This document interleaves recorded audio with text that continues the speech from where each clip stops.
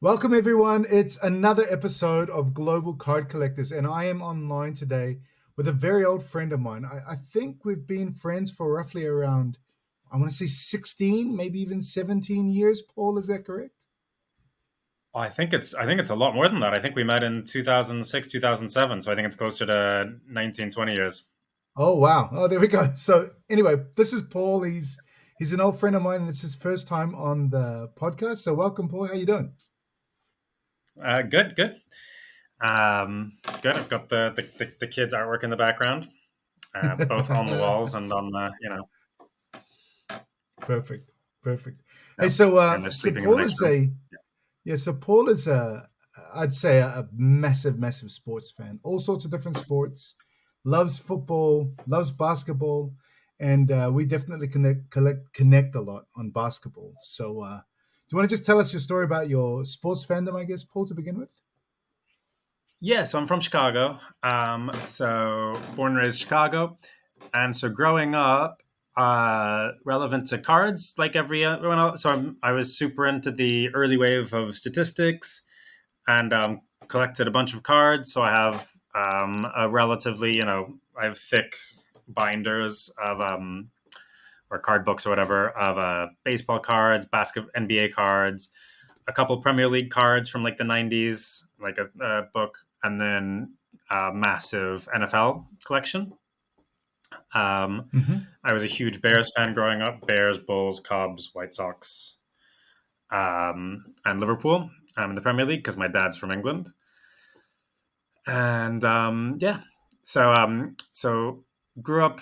The NFL was my main sport, the sport I cared most about growing up. When I was in college and after college, I spent just obscene amounts of time following the NFL.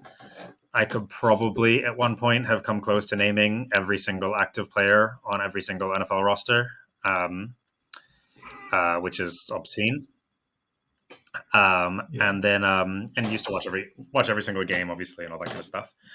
And then I started traveling abroad, and in traveling, so I started traveling in 2003, and so it was before you could get live streaming of football, and so I used to stay up in China all night long and go to an internet cafe at like 3 a.m. just to listen to the radio. Was the only coverage you could get. So I'd listen to the radio of like NFL games and stuff like that. Holy moly. Do what you do. That's nuts. And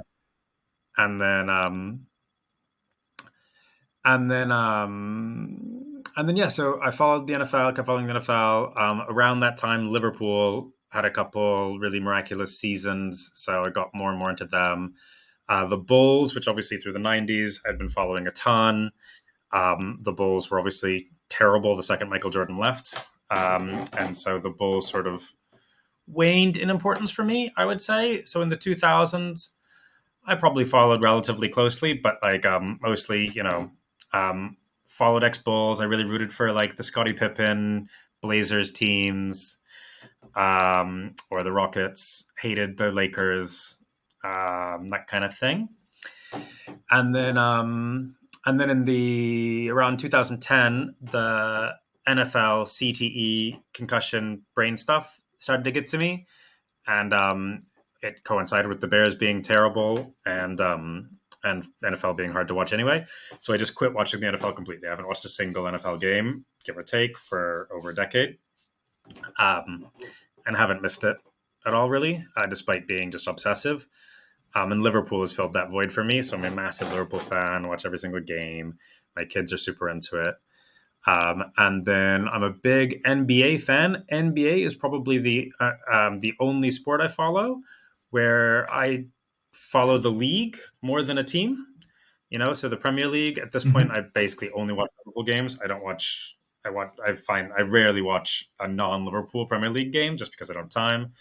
I'm really into college basketball, but it'll be exclusively Creighton, more or less. When there's a big game, I'll watch it. In the Final Four, obviously, I watch. But essentially, I watch every Creighton game, and that's it. Whereas the NBA, I do not watch Bulls games because I hate the Bulls. Like the team is dreadful. Um, but I follow the league, right, as you know. So Mhm. many more. I'll know many more NBA players or more about NBA teams than I probably know about college basketball teams or Premier League teams. Kind of. I'll follow those leagues pretty closely too, though. But yeah. Yeah, So that's so what now. I'll say about as Yeah. Paul's friend.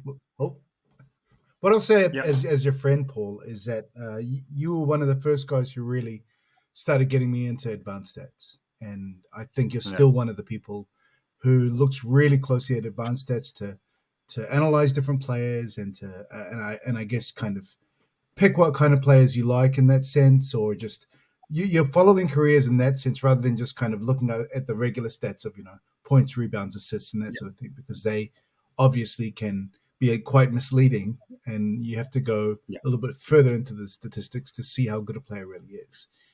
So I think that's Yeah. one part of who you are as a sports fan, which I think actually vibes very very well with a lot of the people in the card collecting community.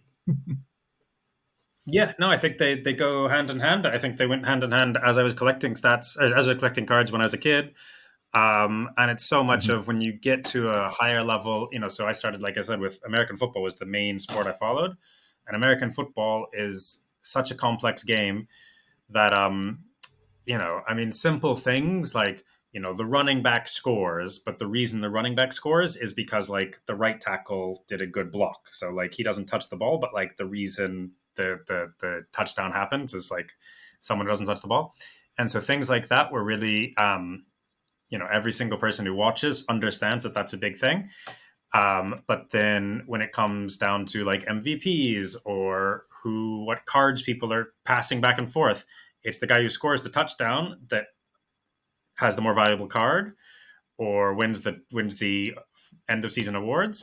And as a fan early on, I was always more interested in the like you know in in the stats or finding a way to prove that it was the right tackle who really did that, or in a sport like soccer Mhm. or whatever, the same. The guy who makes the pass 2 passes before the goal is the one who actually opened it up.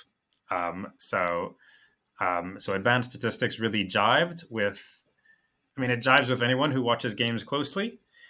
And it was this movement that came along at the same age, as I was coming of age, that was trying to quantify and put numbers and analysis onto what every single person who watches the game normally already sees and knows. I mean, That's Scottie right. Pippen being That's one right. of my favorite And basketball players, for sometimes, instance. Yeah,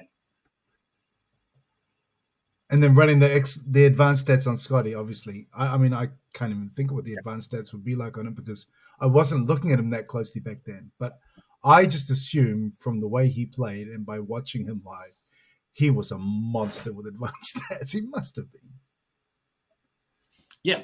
Well, and I think what you see is, you and I have talked about this, but the first year Michael Jordan left to go play baseball, Scottie Pippen switched from being the guy who does all the little things to being the guy who does all the big things, and he probably should have won NBA MVP that year.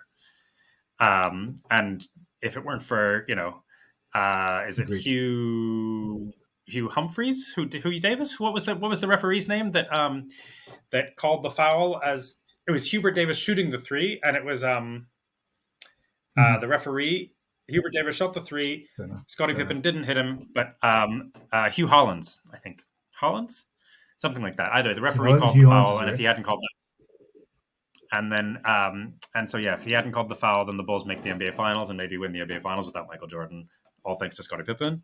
Yeah. So I think you see that as someone, you see that he is someone who could have turned himself into classic stats, and obviously for the team, was willing to do all the little things at all times that fill in every single gap, because he was capable of filling in the scoring gap when needed, or the Mm-hmm. rebounding, or the capable of filling in every single gap when needed. So yeah, Uh, from memory, I want to say that year that Jordan was away, Pippin basically led the team in every major statistical category, if I'm not wrong, except Yeah, for yeah, maybe 3 point yeah. shooting percentage and free throws. He should have been NBA MVP. I think probably Hakeem was that year or something like that. But 100%. at the very Yeah, it least, was Dream. my It was memory is that Dream. Scotty had like a fantastic case. Yeah, Yeah, he had a yeah. very But valid yeah, case that year. Let's go back to you as a card collector, as a youngster. Are there any cards that stick out in yeah. your mind that you remember? Any specific cards of any players that you're like, oh my god, I loved getting that card, or it's one that just sticks right out in your mind from childhood? Um, so, so the two things that um, come to memory, come to mind first is I'd say rather than I'll get back to the specific kind of cards that I loved, but what I really loved is sort of organizing the leagues and stuff. So like my my NFL collection, for instance, it's all like done by team, alphabetized, like it's all like incredibly organized for. So I really liked sort of Mm-hmm. having it be a snapshot of the league and in part like my understanding of how things worked, rather than necessarily like I don't think I ever got into the idea of like I want 20 of my favorite player. So I was more into the you know getting players from every single team, whatever. The extent to which I was excited about single players, I would say the Premier League ones, because there you're getting it's there. It was I had fewer packs. I probably only got them when we went on vacation in England or something like that. So obviously I had way Mm-hmm. fewer numbers. So there's a couple classic. When I get a really good Premier League player, that was sort of exciting. I don't think I ever had like any of my favorite players. I don't think I ever had like an Ian Rush card or a John Barnes. But then I was gonna say the things that really stuck out to me is when I was trading with my friends and stuff is basketball, because the thing with basketball as a sport, you have more players that were super super exciting. You know, Mm-hmm. dunks and whatever. So more than the NFL or baseball, where I think I sort of organized both my baseball collection and my NFL collection by teams and had all the players and was very into um, you know just having a comprehensive collection more than anything else. The basketball, I remember going over and just like looking at cards and doing the like classic modern day meme thing of like talking about names, just like naming guys with my friends and being like, "Oh, this guy, did you see he can dunk so well or whatever?" And in my memory, I'm trying to remember actual names, but I don't think any of it was like um, amazing players. Like Lorenzen Wright is a name that I'm remembering. Like players that were actually exciting, Great.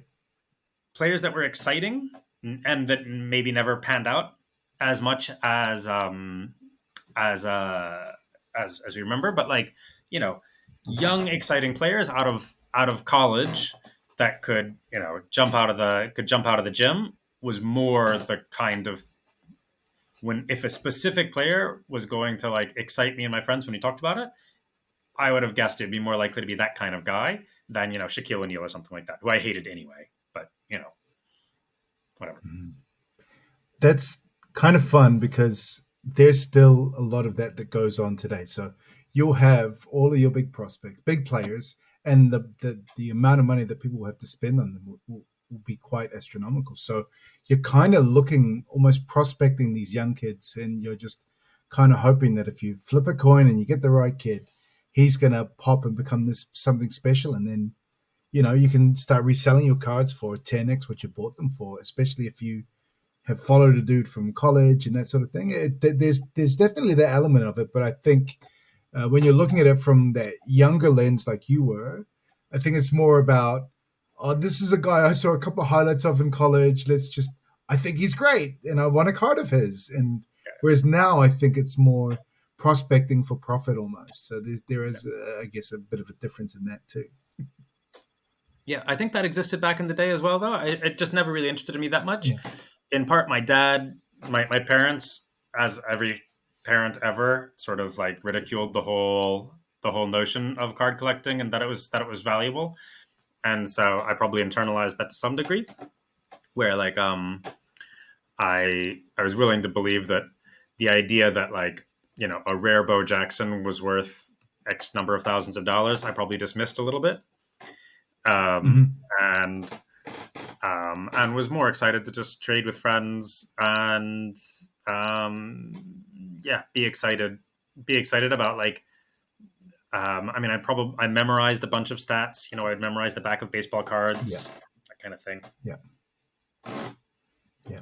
So let's skip ahead, I guess, to what you're doing now with your kids, because Hmm. obviously, being my friend, and we've been talking about cards, and being John's friend, and we talk about cards a lot. I think Yeah, you've been trying to get back into it, and to do so, you're like, I yeah, might as well get my kids into cards too. And so, yeah. definitely noticed a real push from you to get both Daphne and Dylan into cards a little bit. Do you want to just tell us a little bit about how that's been going? Sure. Well, one thing I haven't even told you about, but like my dad won't get back to me about it because he's embarrassed. But I think it sounds like the group of I bought the 2024 Premier League pack on eBay, and it sounds like we just got ripped off. So Okay. 40 quid down the drain. But like, unfortunately, those cards Oh didn't come. no. That's what it looks like, apparently. Oh no. Um, Oh, that'd be horrible. yeah. But so I guess last time we buy on eBay in England as well. Um, Yeah, yeah.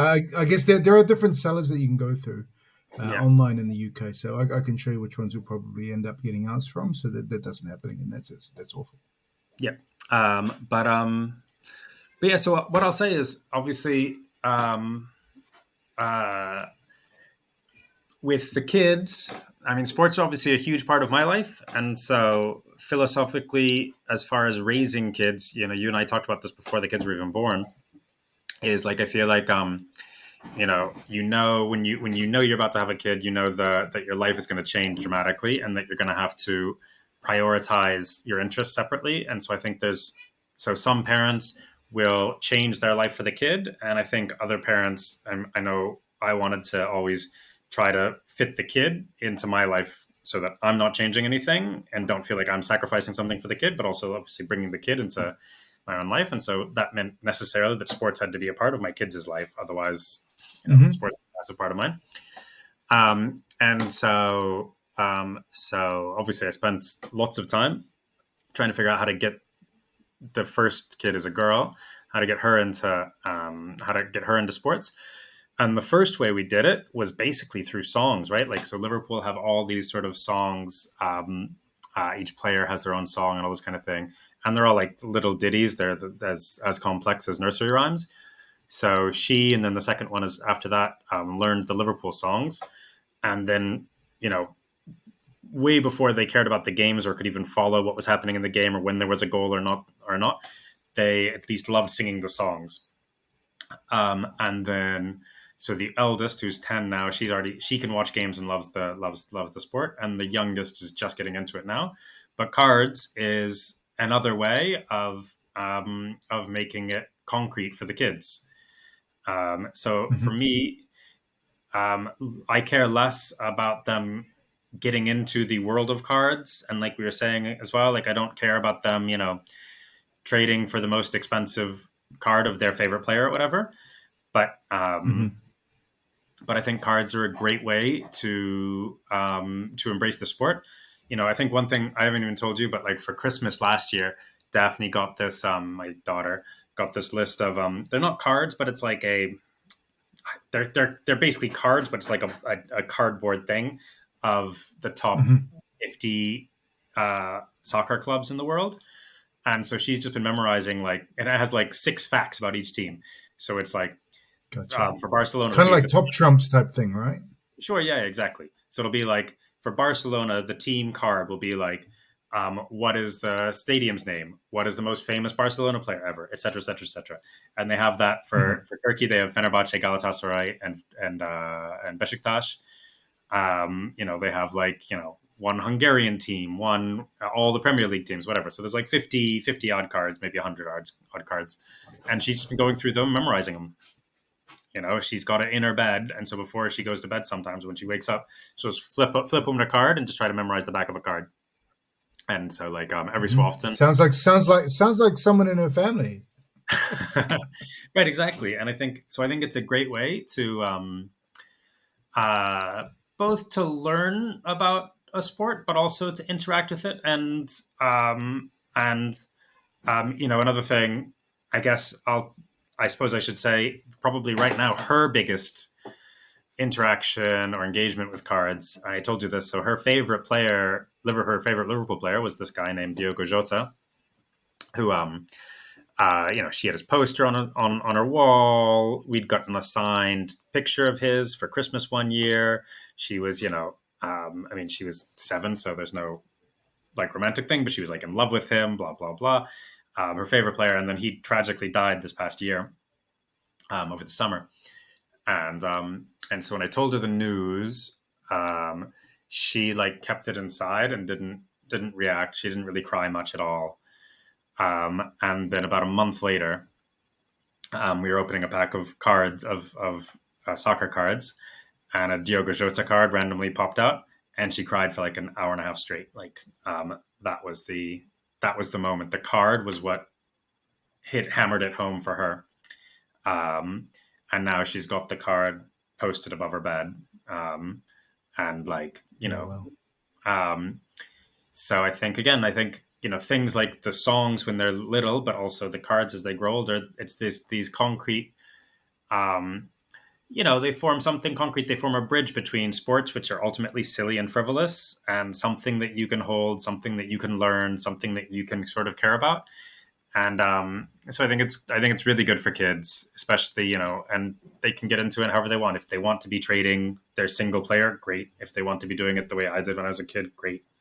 You know, I think it's all fun. And so for my kids right now, because soccer is the only sport they really know anything about, like mhm. basketball. Daphne had forgotten Jimmy Butler's name. I was telling her about my fantasy team, and I said I had Jimmy Butler, and she was like, "Who's that?" I was like, "I told you last year, he's my favorite player." But you know, so she doesn't know, so they don't know anything about basketball. Um, so so soccer cards are another way to get them to care about to engage with one of my passions, so that we can share that together when we're doing things in basketball in the future. Um, you know, last year I'll try to do. Actually, Dylan asked me last week. He was like, "Are we going to watch basketball in the morning, Daddy?" And I was like, "Yep." And I'll wake up at six a.m. and basketball will put on the TV, and so that's you know something that we can do. And then obviously once he or she as well start getting into watching a little bit before school, then we can start doing basketball cards. Oh, you really liked that player, you know, you liked Zach Levine's dunk. We can get you a Zach Levine card or whatever, you know? Yeah, very cool. Very cool. I'm glad that you mentioned the Bulls kid there, by the way. You know, he'll always be a Chicago Bull to me there, Paul. Yeah. Yeah. No, he will not. Hey, He's still on Bulls West. Bulls West is true. Hey, I have a question about, I guess, the whole soccer fandom thing, and Mm-hmm. I like the way that you explained how your kids are part of your interest, because I Yep. think you're right. You can almost become resentful as a parent if you're not having your Yep. interest, and I think a lot of parents will compartmentalize, and the sports will be their thing, but they'll have something else for family time. Whereas I think you and I Yep. both try to include our kids in our interests. Like, Yep. I've taken Moana to rugby games. I've taken her to basketball games. She hasn't Yep. really vibed with it that much. She's like, "All right, sure, Daddy, I'll come along," and she'll cheer as a fan, but she's not Yep. super into it. So the thing that really connected us is the card collecting, which is great, Yep. and I Yep. love it. But Yep. one thing I wanted to ask about you as a football fan. So you talked about the just the general fandom as a whole, but what's it like being a Liverpool fan? What is their fan base like with the kids in particular? I'm just curious. I have my own thoughts, but I'm pretty sure I know the answer. But please confirm what I think. Liverpool as a fan base. Yeah, what are they like with Daphne and Dylan as fans? Like when we go into other events and see other Liverpool fans and that kind of thing. That's right. That's right. That's right. Yeah, great, obviously. But Liverpool is going to be.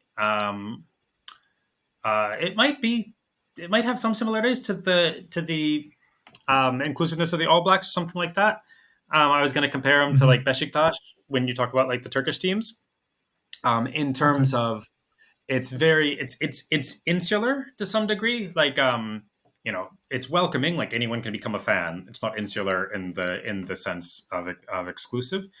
But once you're a fan, it's very much you're part of this family. You're There's some responsibilities with the family, like you have to say hate the Sun newspaper, for instance.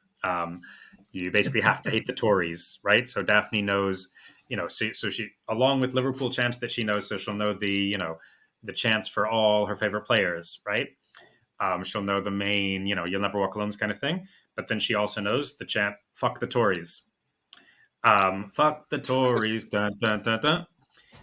She knows the chant. Uh, um, what is it? Fuck the royal family, feed the poor. Fuck the royal family, feed the poor. Right? She knows these ones, which came up in school the Yeah. other Wow. day. I don't think I told you the story, but I'll tell it here. Um, the in her English class, like her teacher was giving some basic like English lessons about and mentioned in England the birthdays and weddings and ceremonies of the royal family are a huge deal, and all the populace comes out to cheer for the royal family. Daphne raised her hand, is like, I know some football songs that don't really connect with um, but things like that. So so obviously there are right wing Liverpool fans, but like there's a sense in which even the right wingers have to still kind of hate Maggie Thatcher, and so you'll get Liverpool right wing Liverpool fans will sort of like ashamedly be like, yeah, I know we have to hate her, but like she's not so bad or something like that. But like even then, she's so obviously Hillsborough is this disaster where 97 or 98, depending on how you count it, people were killed by the police, basically, were crushed to death. And then Liverpool fans were blamed for it by Thatcher's government. And the media the Sun lied about it. And that's why, so the Sun newspaper is not allowed in the city of Liverpool under any circumstances. Um, and and Liverpool fans as a whole have been tainted with that brush. So again, when Liverpool fans travel, they'll travel much, they will be drunk English people, but they'll travel much better than any other English fandom because they have the Liverpool fans have the responsibility of not living up to this reputation that they've been smeared with. Um, and so that's all a long way of saying, like, when as far as kids, like it's this insular community where obviously kids are embraced, everyone's embraced, the whole family is embraced, and there's a policing to it. Like I remember I went to like when one of the big Champions League finals, like a drunken fight broke out, and it was immediately broken up because it's like, we're Liverpool fans, we can't have a drunken fight break out. Like this is something that will be like used by the media against us. So so it's great for kids because of that inclusiveness. Because when we went on the boat trip that I sent you pictures for the Galatasaray game a couple of weeks ago, or when I took her to Paris, um, she's immediately feels comfortable, like she's with brothers and sisters who she's known her whole life because of the family element, which is more than you would get. That's why I compared it to Besiktas, because it's more than Galatasaray, Fenerbahce both sort of feel. Of course, everyone's a Fenerbahce fan. Of course, everyone's a Galatasaray fan, and they don't necessarily Hmm. feel like brothers in arms. Whereas a Liverpool fan is much more likely to feel like a brothers in arms in the same way you would with an All Blacks. A Like I think, Besiktas fan. Yeah. yeah, Really nice answer, mate. I really like it. Let's jump back into the element of cards. yeah. I'm going to ask you a couple of questions. If you were to get back into cards, because you're actually not really collecting yourself at the moment, but who would you consider? Like, would you, if you had to pick players to collect, which players would you want to have cards of? You're getting three. Let's say three players that you'd want to have cards of, and maybe NBA. why. Yeah. Um, um, yeah, so I honestly wouldn't look at it that way, even since I never looked at it as a kid. I mean, but yeah, the players that would be most exciting would be again up and comers like Matas Buzelis is one of the first names that came up into my head. Just Oh wow. Yeah. Bulls, Wow. whatever. Um, uh, but yeah, actually, you know what it would be? It would be guys. I think similarly to my like Lorenzen Wright example of earlier, like Ryan Kalkbrenner is another name that came to mind as a rookie. Who I think Wow. might or might not make it Cool. in the league. Hopefully makes it because it's a Creighton grad, so I loved watching him in college.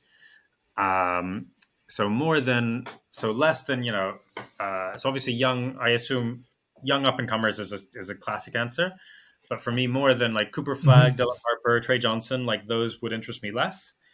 And someone like Danny. You asked three names, so I go what I go Buzelis, Kalkbrenner, and then I'll go Danny Wolf from Brooklyn as another guy who like Whoa. I was not expecting that at all. probably I, won't make I it in the was league. thinking that you would just go. Yeah. Yeah. Well, I was just thinking that you'd go and you'd be thinking like, I've got to get myself a really nice Jimmy Butler card, like because Jimmy Buckets is my guy. He's your I love favorite Jimmy. If there basketball was like a player. So well, so if there was those sort of things, like if there was a fun Jimmy Butler, like I think Jimmy Butler's like personality. Well, so actually, well, that's an example. So the specific card would be fun. So the thing about Jimmy Butler I love is like I love his whole like his personality is obviously amazing.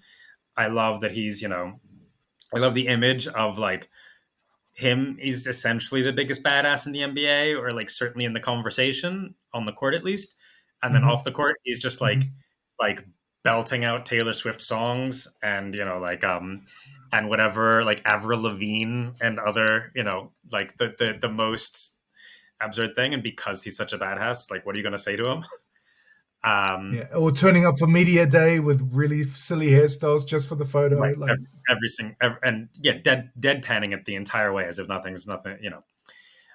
So exactly. So those kind of so like a card that commemorates Jimmy Butler, I'd rather either a media day picture or like him and Taylor Swift or something like that. So I'd be interested in right. cards that like commemorate the like fun moments of the NBA. Like Zach Lowe always talks about the alternative Hall of Fame things, where it should be what are examples that he talks about where it's like um, what was the DeAndre Jordan like the DeAndre Jordan pizza where they like locked him in the room and didn't let him leave. You remember for the Mavericks, that whole thing way back in the day. Uh-huh. Um, so like like he always talked about like the pizza would be part of the Hall of Fame or something, things like that. These famous like some Latrell Sprewell like a card of Latrell Sprewell choking out PJ Carlissimo or something like that. Um, like iconic moments that don't necessarily correlate to the basketball, but sort of get to the heart of what either a team was about or a player was about. Those would be the things that I'd be more interested in than you know, like a Kawhi Leonard with Aspire. What's the name of what's his name of the company that he did all those deals with? No idea. The one about the environmental one you're talking about? Yeah. It's Aspire, something like Yeah, that. yeah, Like no idea what it's called. Yeah, a, yeah. a Kawhi Leonard, like Aspire, whatever it's called. Planting a tree or something. Yeah. You know, That would be things kind of like fun. that. Those cards would be those if there were like individual, a single card that you're looking for, like a beautiful Jimmy Butler card. I'd be much more interested in that kind of Jimmy Butler card than like a dunk or something.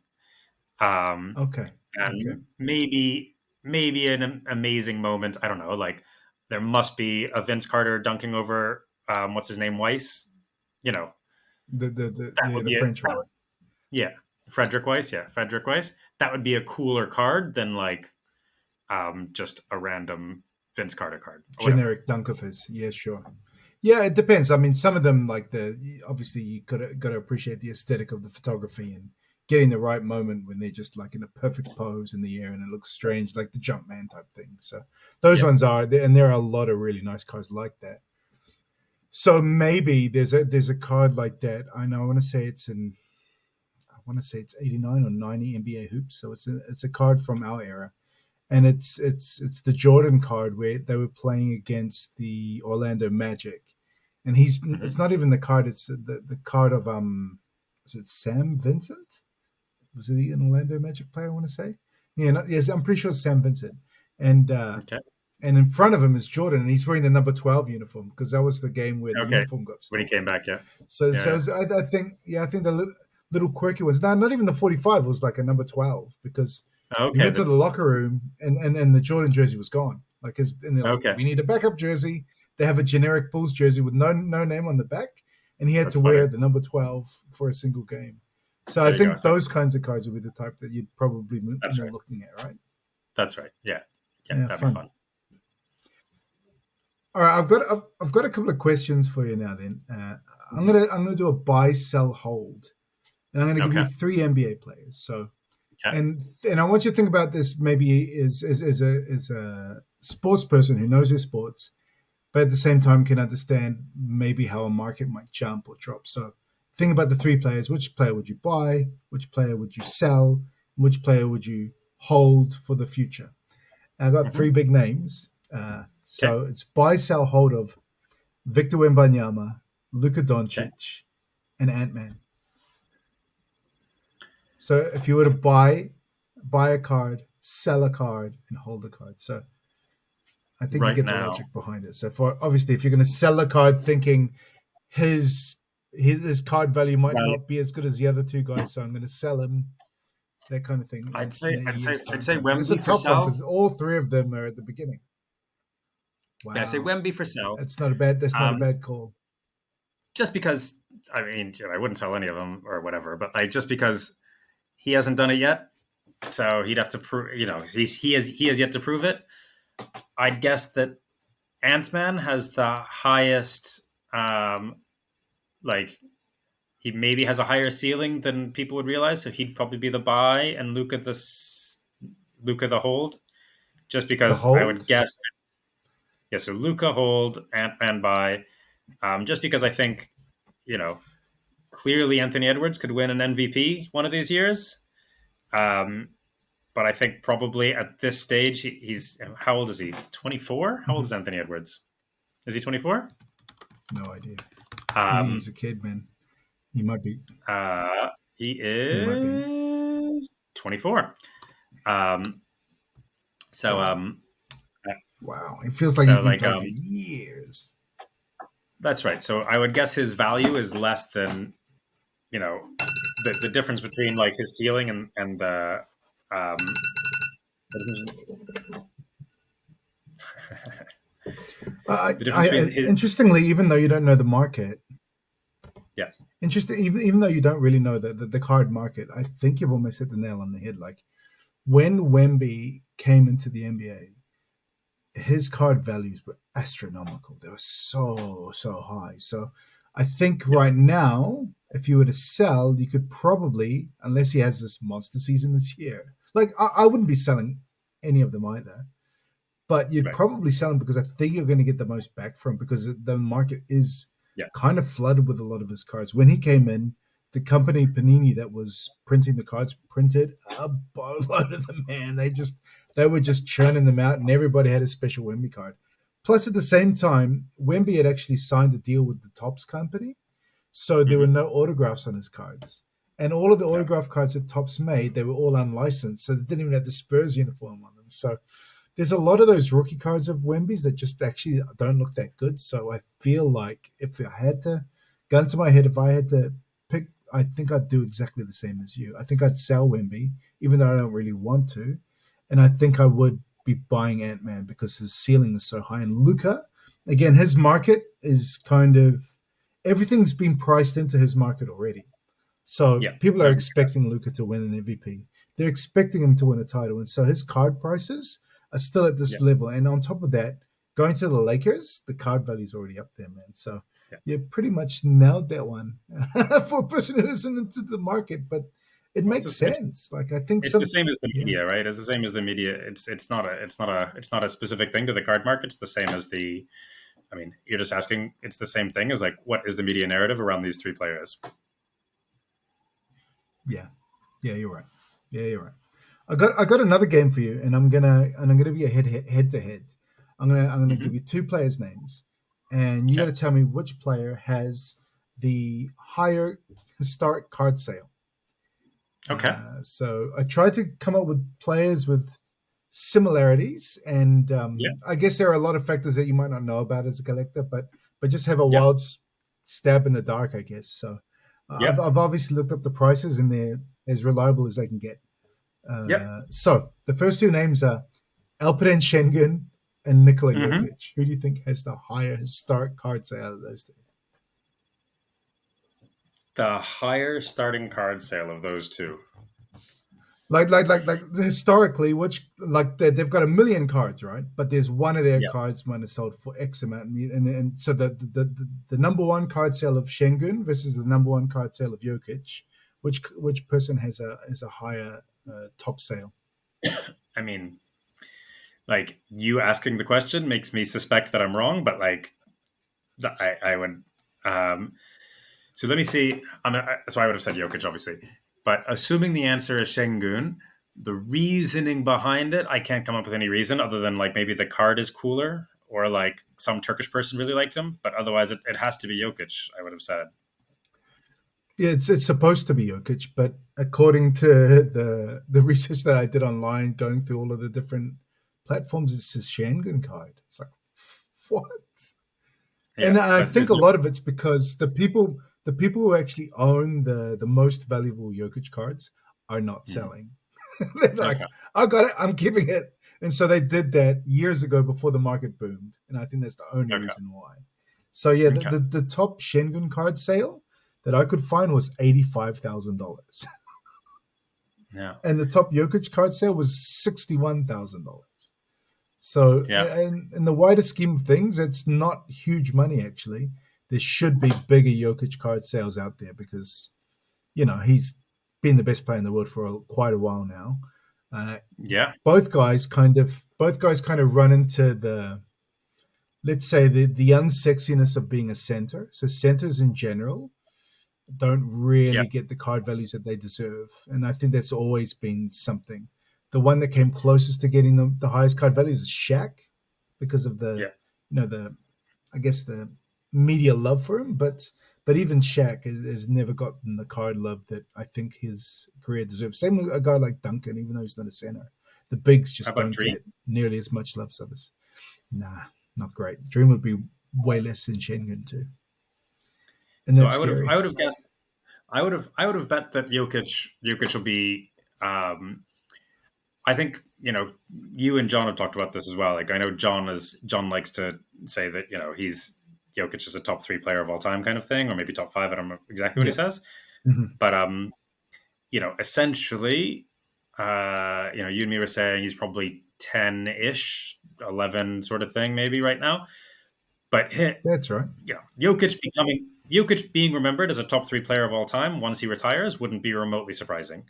And so Hmm. so I would wonder whether like his cards will in a decade actually grow in value because because right now people are not quite realizing how amazing he is on the all-time scale. Like they're thinking he's the best Yeah, player today when in fact he's give or take, he's in the conversation for best player of all time. Like if he wins the title this for year, sure. he's he's there with Bird, Magic, whatever. I think so, and I think that's what it is. That second title was really crucial to his legacy. He gets a second Yeah, one, and he definitely leapfrogs someone like Dream because what yeah, Dream won, and I personally I think he's above him already. I But a think he lot is of too. people Yeah, will argue the titles are the difference.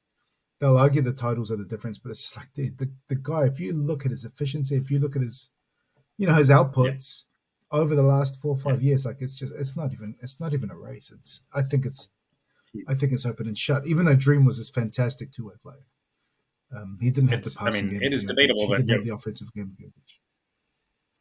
Jokic is already the best offensive player of all time. Yeah, yeah, and he's not too shabby on defense. He's not an all-time defender, but it's not like That's a right. Larry Bird who was capable Yeah, defensively, but he wasn't quite a liability, but he wasn't impactful on defense. I think Jokic is smart and impactful on defense. I think he's a great defensive player. Look at Yep. all the defensive boards he gets, and Yep. positionally he's fantastic. Yeah. So Yep. anyway, that was the first pair. The second one is going to be interesting. So it's between Tyrese Halliburton and Jimmy Butler. So again, I just assume I'd assume that there is a like general like youth is all like younger is always going to be better. I would have guessed. So I would have guessed Tyrese Halliburton Yeah, you're right. for the You're higher right. value.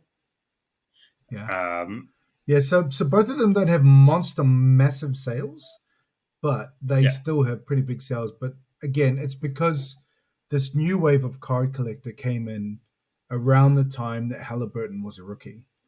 So that's yeah. when the card prices started to go to the moon. And Butler's rookie year, there were kind of less of these super flashy cards around, and that's And why he was not the a flashy Halliburton rookie either. rookie card is worth. It's I mean, true. Butler was the 30th pick in the It's true. draft, He right? was Like, he, so no one, Yeah, and it looked like he was just going to be this defensive player, right? It's like great defender, man. He's a good defender. He's going to be if he can get a shot, he'll be okay. I remember you just raving about him defensively, and he was a monster on the defensive end. yeah. But Tibbs Uh, didn't play him the first year. mm, He didn't play the first year. yeah, And whereas Tyrese was much ballyhooed when he came in by the stats community, right? Like, so there were loads of analytics people that said Tyrese Halliburton should have been the first pick in that draft and this kind of thing. Or maybe not first pick. I'm forgetting. Very, very high in the draft. I think some people did have him number yeah, yeah. one. What number was he? By the way, I can't remember. Was he like it was top four, or did he go down to 8 or something like this? I think he He was like was 12. because that was Ant Man's year, really. Because that was Uh, Ant Man was one, and was Lamella was two. Yeah, so I would have. So there, yeah, there were definitely people. I think he was 12th. Yeah, there are people who had him over Ant Man because Ant Man wasn't high. Ready Yeah, then. he did Yeah. go 12th. Yeah. So I didn't Wow. think Anthony Edwards. I probably had Tyrese Halliburton in the top five there. It went Edwards, Wiseman, Ball, Lamelo. I would have taken Lamelo one, and then I'd have been debating between Halliburton and Anthony Edwards too. I remember Oh, you weren't very high on Ant Man though. When he that's right. first came into the league, you're like, "Oh, he's That's too right. raw. He's not going to be good." Yeah, that's right. He And was an so you were, amazing athlete. But couldn't play basketball. Yeah, yeah, yeah. and But you know, he's pretty decent at basketball. Pretty he's decent. decent at basketball. But what I mean is, like, I feel like sometimes, like, he knows how to play, but he doesn't know how to inject himself into the game properly yet. I feel like Maybe that's that next step. I think he's got and that he's talked about being a defensive player, wanting to be a defensive player of the year. If he could get to that level, if he could get to being all defense, that would be a big step for him. Yeah, he's obviously got the tools to become MVP quality, and a real Mhm. like a two-way menace. But he's like the tiniest bit short both ways. But yeah, obviously he's a top 7 player in the NBA. That's fair. I think it might be 7 too. I think it might be 7. Could Yeah. be less, but who would you put above him? Obviously, Well, so the top Jokic 5, is right? one.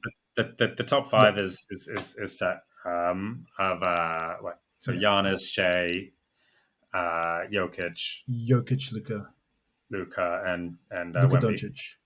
Yeah.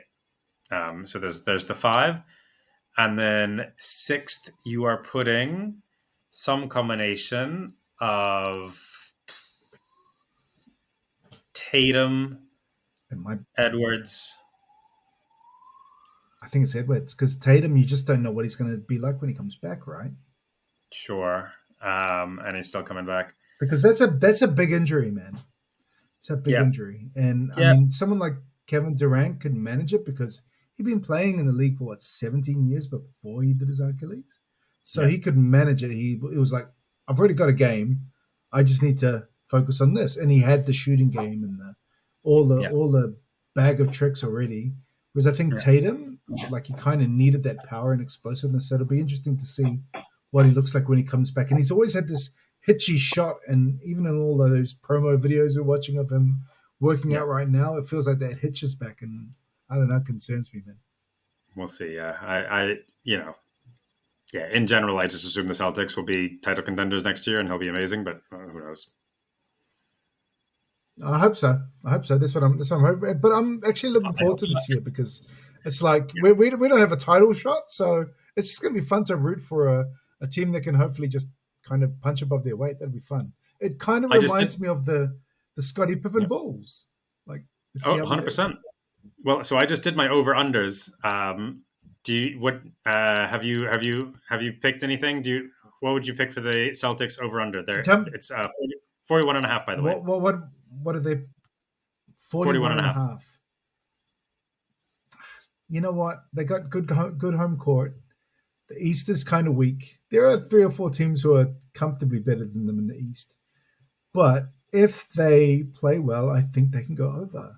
I'd Yeah, I take picked over as 42 well. wins. I Surely, picked over too. yeah, surely they can get 42. Like they got Yeah. enough. They got enough of a team there. Like I think White is a fantastic guy to basically be pretty ball dominant this year. With Pritchard, he gets numbers when he's on the court, and he's going to get more minutes, and he's going to take more shots. And I think Jalen Brown is plenty to prove. So Yeah. yeah, sure. In the East with lots of pretty average teams, 42 seems possible. Yeah. Yeah. What are some of the other over unders, man? Let's run through it. Why not? So do you want to just go in order? We can go in order if you want. So I just have it in front of me. So the Yeah, sure. Hawks, Yeah, yeah. Hawks What are the Hawks? 46.5, 46.5. Yeah, sure. Why I think that they were heading in that direction before all of the injuries last year. So I'd pick them over. I would. I mean, it's tough, but I think they can get there. Yeah, so I went under. They went 40 and 42 last year. Obviously, everyone's excited about them. I mean, so the injuries. I mean, the Jalen Johnson injury. Obviously, if he's healthy all year, that would be a huge thing. But I would say, That's it. we need to know whether he can be healthy. It's a question mark there. Dyson Daniels, he obviously just got the extension. I kind of think last year was his like 90% outcome season. Like Dyson Daniels is really good, and so you could either look at last year as Yeah. like he already showed he's like defensive player of the year quality, and now he just needs to like take that next step offensively. That's possible. He's like 22 years old, so totally possible that like he's worth more than the contract they paid him. I kind of feel like if I had to guess, I would guess he's a really, really good defensive player, limited offensive player. Last year, he sort of maximized both sides of the ball for himself. So I guess he's not Hmm. quite as amazing as he was last year. And then Trey Young, I've never been a like I just don't believe in. I don't believe in small point guards who can't move off the ball. So so I'm Fair. not a, That's really fair. And at the same time, like I think his shooting numbers seem to show that he's actually not a great shooter. Like he can shoot a yeah. long He's ball like every a now and then, but yeah, I don't yeah, know.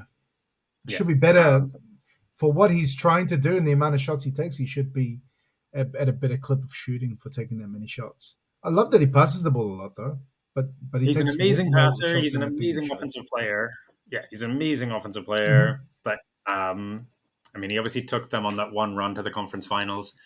But yeah, I just want him to be able to move off the ball and be better than the like dead last defender in the NBA. But yeah, Who else do they uh, have in their squad besides Porzingis? Who else is on their squad? Because they don't have well, so Hunter anymore. no, so Porzingis, so their starting five is Trey, Dyson Daniels, Risa Shea, or Nikhil See, Alexander Risa Walker, Shea and is the one I think. yeah, so the small forward will be between him and Nikhil Alexander Walker. So like, but there's a you can look at this team as Dyson Daniels, Nikhil Alexander Walker, and Jalen Johnson as just like this pit bull defensive front like perimeter with Porzingis at the back, or Onyeka Okongwu if you want, and then Trey sort of Or orchestrate Conway. the offense. Yeah. So that's So, the and that's the what was the image. number 46, right? Who? Was he over under 46?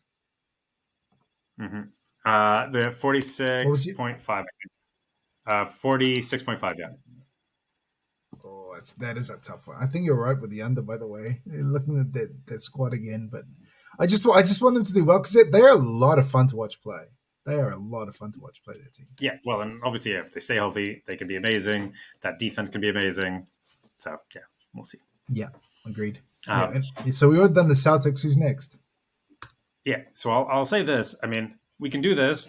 This is probably another hour of podcast. Yeah, that's right. I mean, That's right. should we save this for another? That's Should we right. save this for another day and just do over under or something like Yeah, that? we can totally let's let's save it for another day. I'd say because we've been rolling for about an hour, man. So it's been a lot of fun having you on the show. Finally, obviously you can tell, the listeners can tell that we love talking about basketball. Kind of putting in our perspective bets on how the season's going to go, and so this is probably almost the most exciting time of year for us because it's all to play for. We've got all of these, just like I'm gonna make this outlandish statement with 82 games left in the year and injuries to come and all sorts. But okay, let's finish with this then. Who are your NBA finalists this year?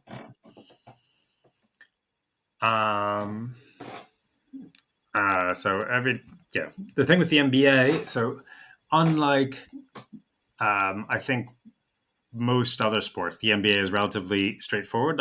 Especially in the playoffs, the best team usually wins, barring injury. So I think Thunder is easy. The East is the one that I think is a little less easy. The standard is either Knicks or Cavs, but neither of them have impressed in previous playoffs. Yeah, I'll go Magic. Thunder over Magic. Wow. Jalen. Wow. Did you get Jalen Suggs on your fantasy team?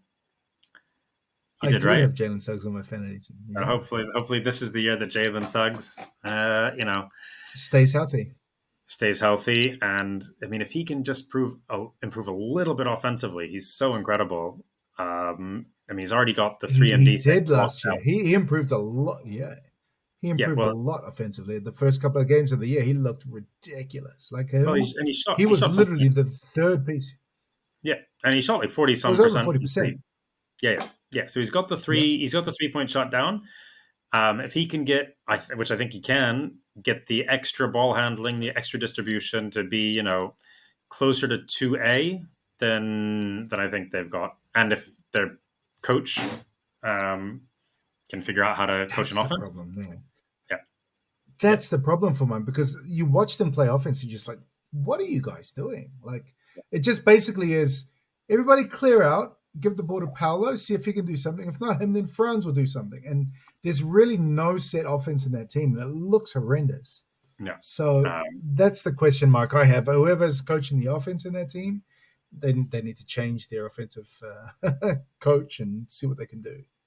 Yeah, well, I'm surprised you picked Orlando, but I mean, the East is really wide open, and I'm with you. Like, do you pick the Cavs? Maybe Tyrese Halliburton to come back. I think that's it. I think the Cavs kind of matched up pretty well against everybody else except for the Pacers. So yeah, I'm going to go with the Cavs for the East, and I'm going to go with Denver for the West, because I feel like the Nuggets ran the Thunder the closest. Okay, both teams had injury issues, but I think the retooling of Denver gives Jokic just way more help, and I think they're gonna be really tough to beat. And I like the Cam Johnson trade for MPJ. I think he's a way better fit. Yeah. Yep. Perfect. All right, man. Well, we've obviously got some more episodes lined up with hopefully me, you, and John down the line very soon. And thanks for jumping on, man. It's been fun. No worries. All right. See you soon. See you. Bye.